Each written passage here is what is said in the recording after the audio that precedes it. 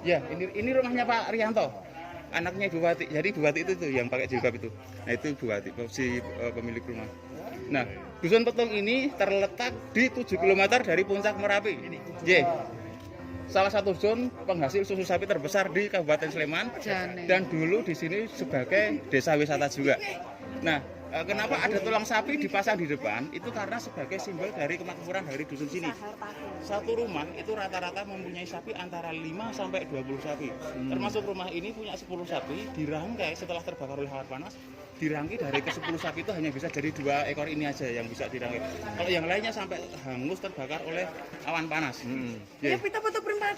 Ibu-ibu dulu, kita foto dulu. Bapak-bapaknya yang foto. Iya, siap. Mungkin sayang. Aneka hamil. Wes sasi kok. Ya. Agak geser ke kanan dikit biar nanti kalau di video agak miring. Oh ya, yes. Nah. Ya. Foto evakuasi korban manusia. Ini dia. Ini adalah foto real, foto nyata kejadian waktu itu. Jadi ini ada 2 orang relawan membawa 2 korban manusia yang sudah terkena awan panas. Baru terkena awan panas saja, belum lahar panas.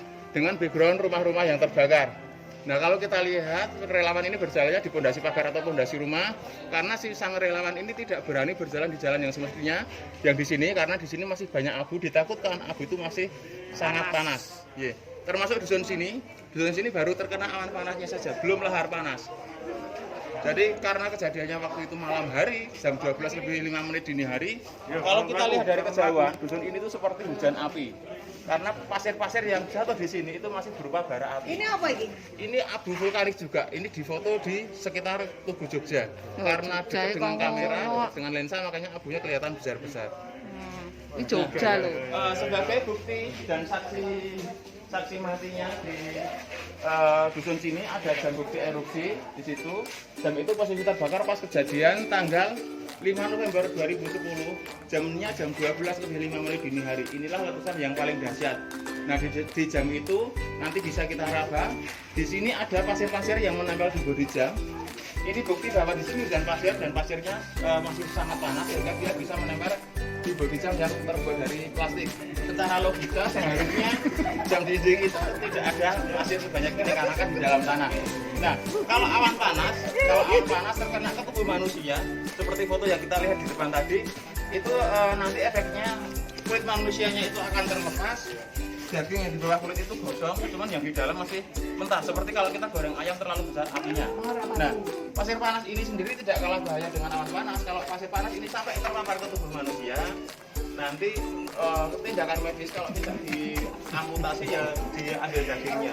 Iya, karena tidak mungkin mengambil pasir itu satu-satu dan korbannya kan sampai ratusan. Sehingga untuk diukur mana ya? Diamputasi. Iya. Nah ini kondisi kejadian pasca erupsi. Ini ketika setelah erupsi tahun 2006. Ini proses mau meletus tahun 2010. Nah ini setelah tanggal 5 November kembali. Merapi kan kalau kita lihat dari daerah kantor Purwomangan itu kan rata-ratanya kan orang sana. Iki penghuni rumah ini meninggal sih nih. Enggak, itu Mbak. Dari dusun sini. Itu Pak Rianto yang rumah dia pakai baju gambar tulisan Cibubur. Terkena awan panas, baru awan panasnya saja sudah meleleh apalagi lahar panas. Maka dia akan lebur kembali. Di sana ada piring juga. Itu. Nah, foto-foto inilah yang saya sampaikan di mobil tadi yang bernama Dusun Kaliadem yang jaraknya sekitar 4 km dari puncak Merapi. Sama jaraknya dengan Kinarjo 4 km dari puncak Merapi. Untuk sementara ini karena Merapi kondisinya masih siaga, kita kalau ke sana terlalu beresiko, apalagi kondisi mendung seperti ini kita tidak bisa melihat puncaknya karena erupsi Merapi itu tidak seperti gunung-gunung berapi yang lain. Dia hanya melelehkan material panas ke arah bawah seperti itu contohnya. Jadi secara visual kita harus bisa melihat kalau kita pengen mendekat. Karena ini tidak mendekat, mohon maaf nanti kita tidak berkunjung ke Dusun Kaliadem atau di Banker Kaliadem. Nah ini kondisi seperti ini, inilah kejadian ketika tahun 2006. Banker Kaliademnya seperti itu. Nah, banker itu didesain untuk berlindung dari awan panas, bukan dari lahar panas. Tapi kan saya ke sana masih? Ya masih, memang masih. Ketika tahun 2006, banker ini tertimbun oleh lahar panas dan ada 2 orang korban relawan yang meninggal di dalam banker. Ketika tahun 2010 terkubur lagi, baru bisa digali tahun 2012. Bangunannya masih, cuman banyak kerusakan. Terus sama warga direhab lagi. Nah, ini foto pengungsi diambil tanggal 5 November. Jadi waktu itu hujan abu lebat bersamaan dengan hujan air sampai di bawah itu sudah menjadi lumpur. Jadi orang yang mengungsi sama relawan itu semuanya seperti topeng. Ya. Orang itu tidak sakit. Tidak sakit, malah justru keuntungan bagi mereka karena maksimal hanya iritasi mata saja, tidak terkena infeksi saluran pernafasan. Bayangkan jika waktu itu tidak hujan, pasti paru-parunya banyak yang terluka.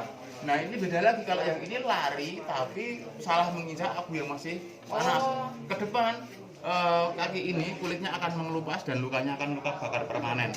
Beda lagi dengan yang ini, inilah korban awan panas yang masih bisa kita lihat. Yang dua ini sudah meninggal, yang ini masih hidup. Nah yang hidup ini kalau kita perhatikan ada ruam-ruam merah di tangan, ini bukti kulitnya itu sudah mengelupas. Terus ketika luka terbakar, enggak. Setelah lukanya terbuka karena luka bakar, terpapar oleh abu vulkanik, jadi itu sudah panas, kering. Dan itu sakitnya akan kontinu, tidak berhenti seperti itu saja. Nanti ketika seharusnya dia bisa berkeringat, keringatnya tidak keluar, akan menimbulkan sakit lagi. Itu akan ini masih minta bantuan, masih hidup sampai sekarang. Kalau yang ini yang sudah meninggal, yang belum tentu anggota badannya meninggal jadi satu, karena waktu diangkat dievakuasi kadang ada mata pada. Nah, ya.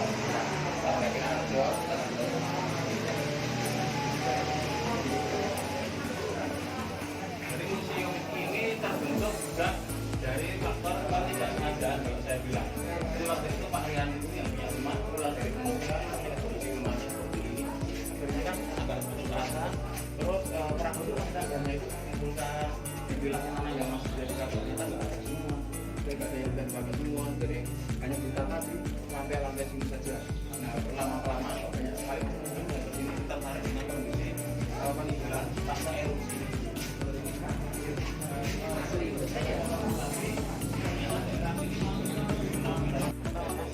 Mendukung saja, mereka tidak mau, apalagi mensuplai dana untuk pengembangan wisata dengan alasan daerah yang zona merah tidak ada alokasi. Maunya apa itu? Rekonstruksi apapun. Mas, maunya kompor ya? Apa mas ini? Mini kompo. Oh, mini kompo. Warga bergerak sendiri. Jadi ini pendapatannya juga di anu warga. Ini sekali dari rakyat. Terus ini pendapatannya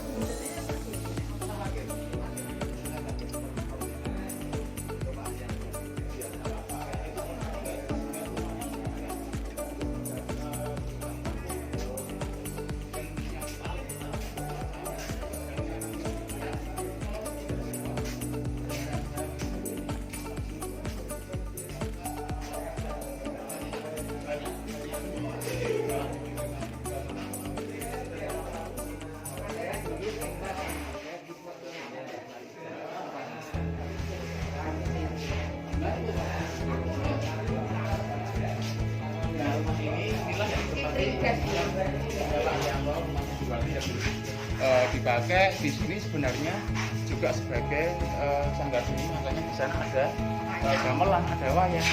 Ya itu tadi karena desa wisata dikedepankan keseniannya juga. RT itu waktu itu sanggar seni, kebetulan juga ini sanggar seni.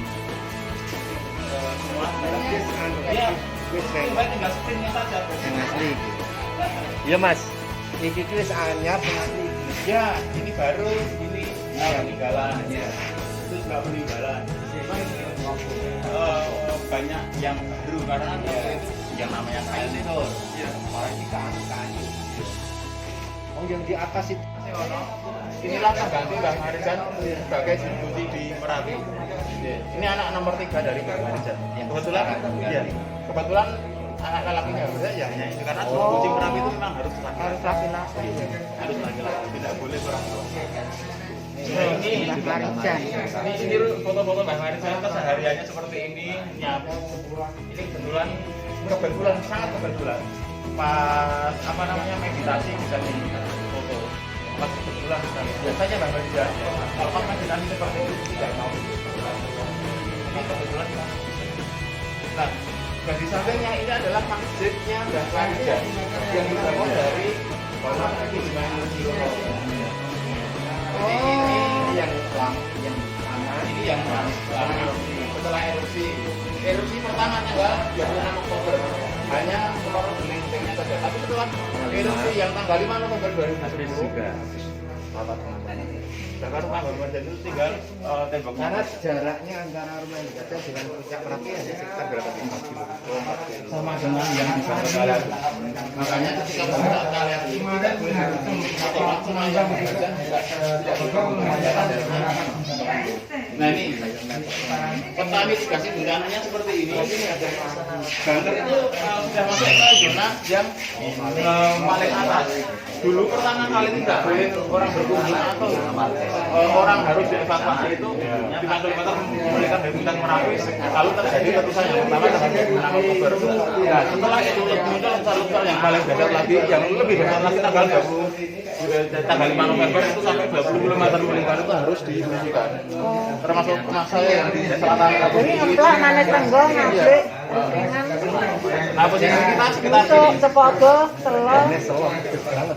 Dekat banget. Oh ini saya yang enak ini. Ya gini, kalau Boyolali ini cenderung aman karena tebing yang ada di utara Merapi itu lebih tebal dan lebih tinggi. Ya.